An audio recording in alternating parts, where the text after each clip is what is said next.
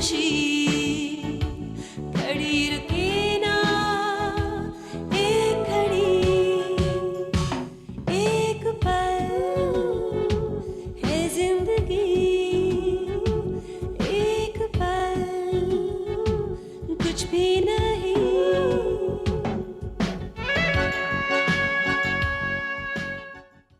मेरी जमानत करवाने के लिए उसे कितनी भाग दौड़ करनी पड़ी होगी, क्या कीमत, क्या कॉन्टैक्ट्स इस्तेमाल करने पड़े होंगे। मैं जानती हूँ, मैं समझ सकती हूँ, लेकिन मेरी खातिर ये सब करने वाला आखिर है कौन? यूं समझ लीजिए कि ये एक युद्ध है और युद्ध नीति का कोई सुराग अगर उनके हाथ लग गया तो हमारा बहुत बड़ा घाटा हो सकता है। आप फिक्र मत कीजिए, मैं अपना घाटा होने नहीं दूंगी और ना आपका। क्या वो खौफनाक अंजाम हुआ जो मैं चाहता था? जमानत के कागज दे मारे मुंह पर उसने, लेकिन अब उस अंजाम तक पहुंचाना मेरी जिद है। अलगेटा, मैं वादा करता हूं कि मैं अपने जज्बात पर तब तक काबू रखूंगा जब तक तुम्हारे और रूबी के बीच पहले वाली गहराई नहीं आ जाती। ये शादी कर ही डालते हैं, है ना? सारी मुश्किलें हमारी आसान हो जाएंगी। मम्मी पापा का डिवोर्स हो जाने दो, क्योंकि अभी उनसे बात करना बहुत अजीब लगेगा। Yes yes.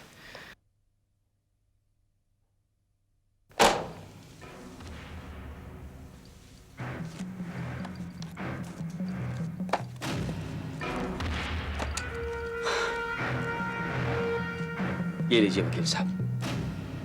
सुषा, इतना पैसा किस लिए? ये आपकी फीस। शुक्रिया, लेकिन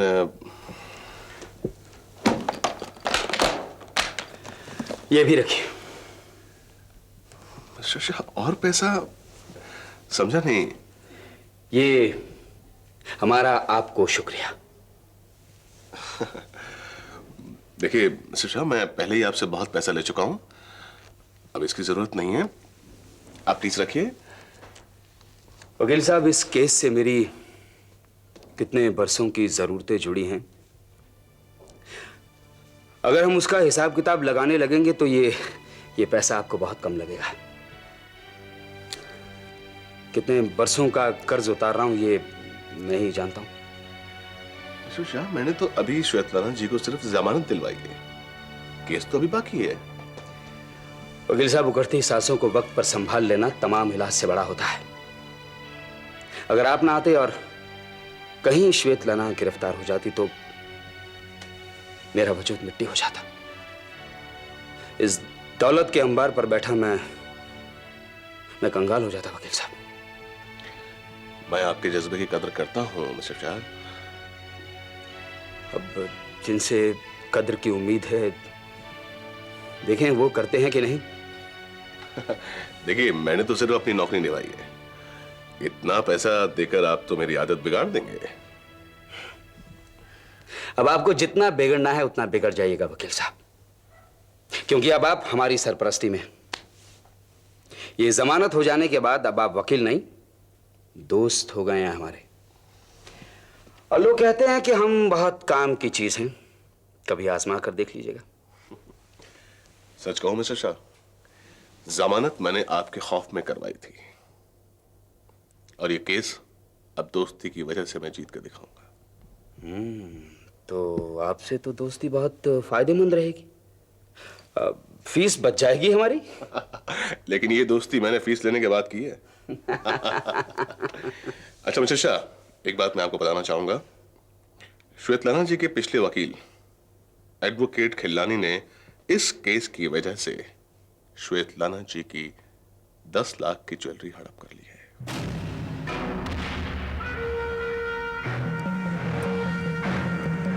एडवोकेट खिल्लानी, लगता है उसे अपने हाथ से जेवर पहनाने पड़ेंगे। वकील साहब, ये इस खिल्लानी को कभी बुलाइए आप। जी हाँ, अब तो लाना ही पड़ेगा। श्वेतलाना को दुख पहुंचाने वाले हर शख्स की जिंदगी अब दुखदायक बनने वाली है। अच्छा मिस्टर शाह, आप श्वेतलाना जी पर अपनी असलियत कब जाहिर करेंगे? जिस दिन ये एतबार हो जाएगा कि असलियत कबूल हो जाएगी।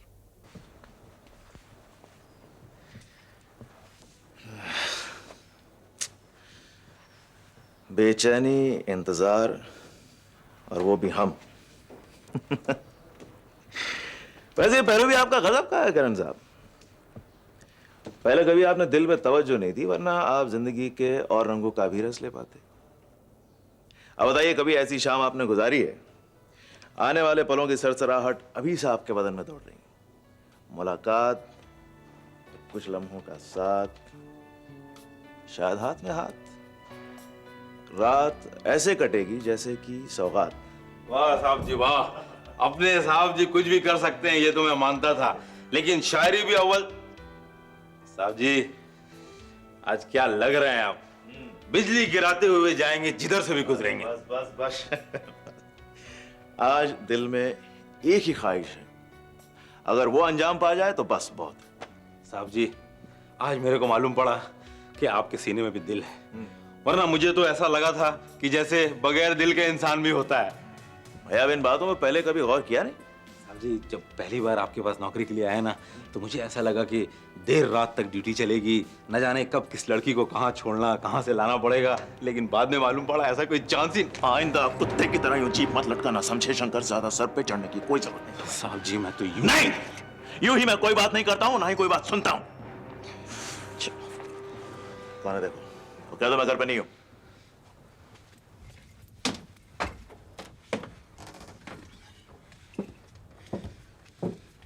मिस्टर करण घर पे हैं? जी वो घर पे नहीं है। तो फिर कहाँ है? मैं यही हूँ, लेकिन तुम यहाँ कैसे? मैं यहाँ कैसे? अब आप डिनर के प्लान से नहीं बच सकते। अगर कोई मुझसे वादा करे तो उसे वो वादा निभाना ही पड़ता है। रक्षंदा, तुम्हें दिया हुआ वादा सराख हो गई, लेकिन मैं तुम्हें लेने आने वाला था। एक बात मुझे बताओ करण, हमेशा मर्द ही क्यों औरत को लेने जाता है और औरत इंतजार करती है? क्या औरत मर्द को लेने नहीं आ सकती?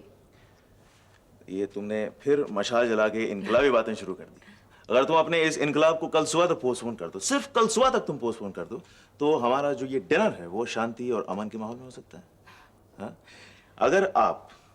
अगर आपके साथ डिनर का मौका मिले तो मेरे ख्याल से ये पूरा देश गुलाम बनने को तैयार हो जाए। वाह, इकबाल का बिगुल बजा नहीं और आपने हथियार डाल दिए। चलिए डिनर पे इस बात पे गौर करते हैं। आपने तो मेरी मशाल ही बुझा दी। डर है कहीं डिनर ना ठंडा हो जाए। चले? अच्छा चलिए। बस बेटा बस बेटा। ना नहीं रोते। बस नहीं बेटा, ना नहीं बच्चा, नहीं बेटा नहीं रोते ना। चलो जाके खेलो, जाओ।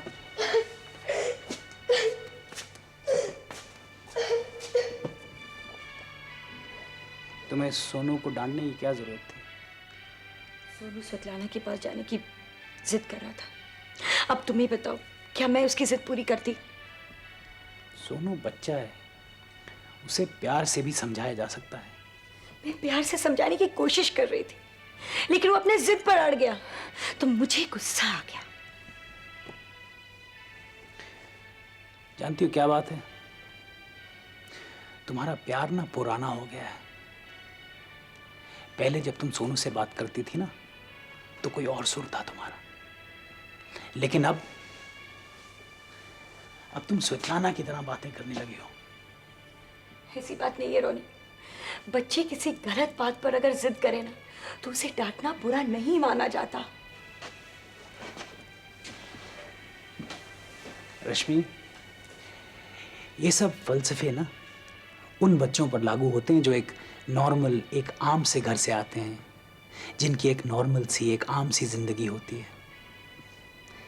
सोनू की तो अभी एक जिंदगी शुरू ही हुई है, वरना इससे पहले तो उसने या तो मुझसे या श्वेतलाना से या फिर अपनी किस्मत से डांट ही खाई है। मैं जानती हूँ रोनी, आई नो। रश्मि, जानते हुए कोई नर्म दिल इंसान इस तरह का बर्ताव नहीं करता। अरे इस बच्चे ने तो मेरी बदकिस्मती झेली है। लड़ाई झगड़ा, मारपीट, गाली गलौज, इन सब में इसका बचपन गुजरा है। और मैंने अपने आप से वादा किया था कि इस घर में तो कभी मेरा बच्चा रोएगा नहीं, चाहे मुझे कोई भी कीमत अदा करनी पड़े, मैं इसकी हर ख्वाहिश पूरी करूंगा। मैं भी उसकी हर ख्वाहिश पूरी करना चाहती हूँ, लेकिन अगर वो जिद पकड़कर बैठ जाए तो मैं।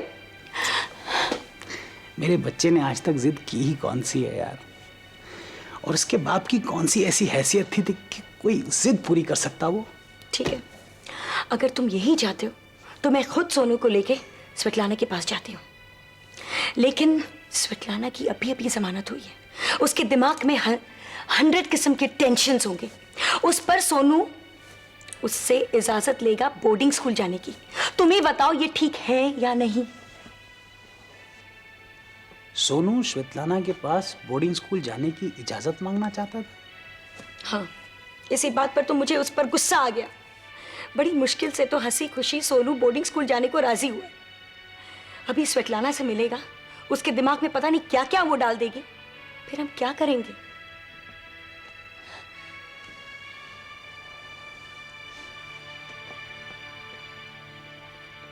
ठीक है, मैं सोनू को समझाऊंगा, उससे बात करूंगा। लेकिन रश्मि, तुम भी एक बात समझ लो, मेरा सोनू नाखुश हो या उसकी आंखों में आंसू हो ना, तो मेरा दिमाग खराब हो जाता है। कोई भी आदमी मेरे बच्चे का दिल दुखाए ना, तो मैं पागल हो जाता हूं, और उसके बाद मैं उस व्यक्ति को जान से भी मार सकता हूं,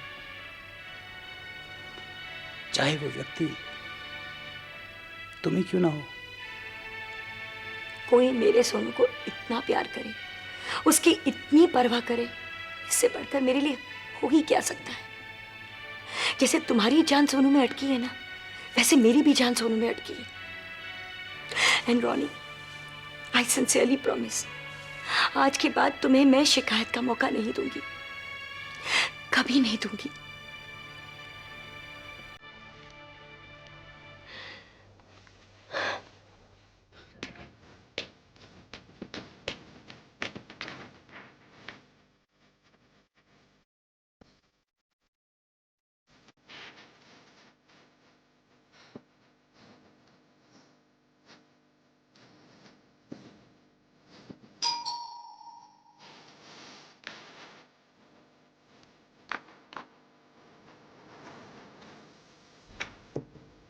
दादी तुम? हाँ, माफ कीजिएगा, यहाँ कोई पार्टी सार्टी चल रहा था, हम फिर आ जाऊंगा। पार्टी? यहाँ कहाँ हो रही है पार्टी त्यागी? देखो, तुम खुद देखो, तुम्हें यहाँ पे पार्टी दिख रही है। ये जो जोर जोर से गाना बजाना हो रहा था, ये का? अरे त्यागी, वो तो मैं अपनी एरोबिक्स की एक्सरसाइज कर रही थी। एक्सरसाइज यानी कसरत, ठीक समझा ना हम? जी हाँ। पर ये कैसा और काहे का कसरत था? नहीं, जिसके लिए कसरत की जाती है, बॉडी के लिए। बॉडी यानी जिस्म। बिल्कुल ठीक। पर ऐसा जिस्मानी कसरत थोड़ी ना होता है। अरे वाह, दुनिया भर में ऐसे कसरत की जाती है। कसरत करने का एक ढंग है ये। बहुत ही अलग हैं आपके और हमरे रंग ढंग। यही बात अगर हमरे दिमाग में पहले आ जाता ना, तो कल रात को जो हम तमाशा किए वो ना करते। कौन था तमाशा? कल नशा में ससुरा अपना ही सुरूर में हम पता नहीं क्या खा कर गए कल रात। हम बहुत शर्मिंदा हूं। तुम्हें किस बात पर शर्म आ रही है त्यागी? मुझे तो समझ नहीं आता। अरे भले ही तुम थोड़े नशे में थे, पर मैं तो होश में थी। मुझे तो कोई ऐसी बात याद नहीं आती जिस पर तुम्हें शर्मिंदा होने की जरूरत पड़े। ये आपका बड़प्पन है शिबानी जी, जो आप हम जैसा अनपढ़ गंवार जाहिल आदमी की हरकतों को देखता रहा और फिर भी शिकायत नहीं कर रहा है। गंगा मैया की सौगंध, जब हम कल रात यहां आया था ना, तो हमका खुद समझ में नहीं आ रहा था कि हमका कैसा बर्ताव करना चाहिए। वो कहा है कि आप लोग आधुनिक लोग हैं और हम बहुत ही पिछड़ा हुआ आदमी हैं, और पहला बार कोई पढ़ा लिखा और खूबसूरत स्त्री की महफिल में आया था।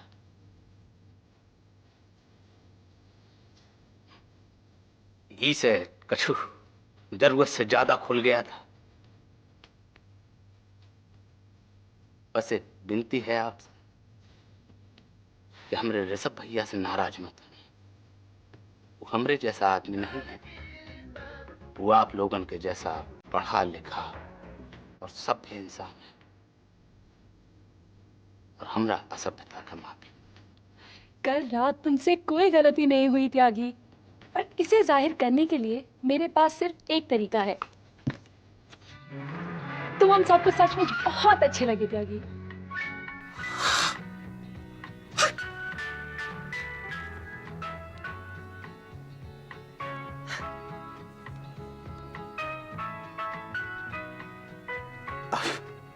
अब हमरे जियरबा पर आफत हो जाए। चलो अब बातें बंद करो, मैं अपनी कसरत कंप्लीट कर लूं। और तुम बैठे बैठे क्या करोगे?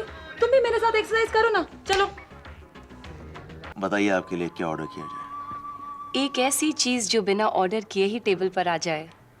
वो क्या? पानी। चीयर्स। चीयर्स। जोक्स अपार्ट, आप मुझे कुछ ऑर्डर करने का मौका दीजिए। बताइए आप हार्ड ड्रिंक्स में क्या लेंगी? दरअसल करण, मैं एक सॉफ्ट मिजाज की शख्स हूँ और अपने हर पहलू में सॉफ्टनेस ही चाहती हूँ। हार्ड ड्रिंक से ना मेरा ताल्लुक हुआ है और ना ही होगा। माने आप हार्ड ड्रिंक्स बिल्कुल नहीं लेती? जी बिल्कुल नहीं। That's strange. I mean, आप स्टेट से आई हैं। मैं सोचता था कि आप आज़ाद ख्यालों की हों। करण, इंसान को इतने भी आज़ाद ख्यालों का नहीं होना चाहिए कि वो सारी बुराइयां अपना ले। लेकिन बाहर के देशों में इन चीज़ों को बुरा नहीं माना जाता। You'll be quite surprised to know कि अमेरिका में लोग शराब और सिगरेट के सख्त खिलाफ हैं। वहाँ ये दोनों चीज़ों के खिलाफ बगावत भी हो रही है। अगर कोई इंसान पब्लिक प्लेस में खड़ा होकर सिगरेट पिए तो वो लोगों की नज़रों से गिर जाता है। A point to note. आपको ये सब चीजें बुरी लगती हैं और मेहमानों को आप वाइन पिलाती हैं। करण, एक आध बार चलता है। वैसे भी ऋषभ और त्यागी शराब के मोहताज नहीं है। शराब उनके लिए सिर्फ एक जश्न का हिस्सा है जो कभी कभार होता है। बाय द वे, तुम्हें कैसे पता चला? आप मल्होत्रा इंडस्ट्रीज के लिए बहुत जरूरी होती जा रही हैं, इसीलिए थोड़ा बहुत ध्यान रखना पड़ता है। ध्यान या निगाह? अब वो तो निगाहों की मर्जी पर है। हो सकता है मुझे दुनिया में कुछ और कहीं दिलचस्प देखने को नहीं मिला और निगाहें आप पे आकर अटक गई। आपको बुरा लगता हो तो? करण, शायद मुझे बुरा ना भी लगे, लेकिन मेरे मेहमानों को जरूर बुरा लगेगा। आपके उन मेहमानों को पता नहीं चलेगा। करण, एक बात याद रखो कि वो दोनों मेरे दोस्त भी हैं और अपने दोस्तों के साथ आंख मिचौली खेलना मुझे बिल्कुल नहीं पसंद है। अगर मुझे किसी बात का पता हो और मैं उन्हें ना बताऊं तो ये ठीक नहीं होगा। ओके। माने जब आपके मेहमान आपके आसपास ना हो तो इन नजरों को आप पर टिकने की इजाजत है। I don't know why, आप मुझे मेरी बहुत प्यारी जिम्मेदारी लगने लगी। एक बात पूछूं? और कितने लोगों की जिम्मेदारी आपने उठाई है? मतलब ये है कि आपने निगाह रखने की और कितने लोगों से इजाजत ली है? मैं ऋषभ नहीं। करण, किसी के पीठ पीछे बात करना अच्छा नहीं है। वैसे भी तुम्हारे बीच और ऋषभ के बीच ये मामला क्या है? शान की खातिर जान की बाजी, मान की खातिर ईमान की बाजी।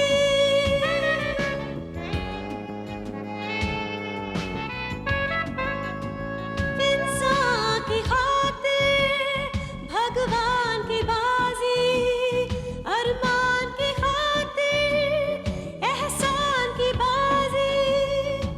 वो क्या जीते ये क्या हारे, दिन छोटा